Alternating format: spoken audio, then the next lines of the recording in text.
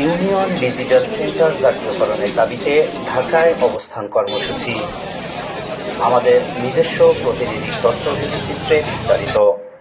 সারা দেশে চলমান union digital সেন্টারে নিয়োজিত কর্মীদের চাকরি জাতীয়করণ ও রাজস্ব খাতে স্থানান্তরের দাবিতে ঢাকায় আইসিটি ভবনের সামনে অবস্থান কর্মসূচি পালিত হচ্ছে।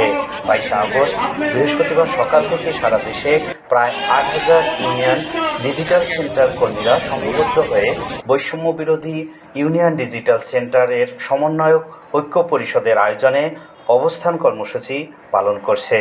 এ সময় বক্তারা অতি দ্রুত বৈষম্য বিরোধী ইউনিয়ন ডিজিটাল সেন্টার তথা জাতীয়করণ ও রাজস্ব খাতে স্থানান্তরের জোর দাবি জানান। উল্লেখ্য, 2007 সালে চালু হওয়ায় এ কার্যক্রম 2010 সালের 11 নভেম্বর তৎকালীন প্রধানমন্ত্রী ও জাতিসংঘের উন্নয়ন কর্মসূচির প্রশাসক একযোগে দেশের 4,578টি ইউনিয়ন ডিজিটাল সেন্টার কার্যক্রমের শুভ উদ্বোধন করেন।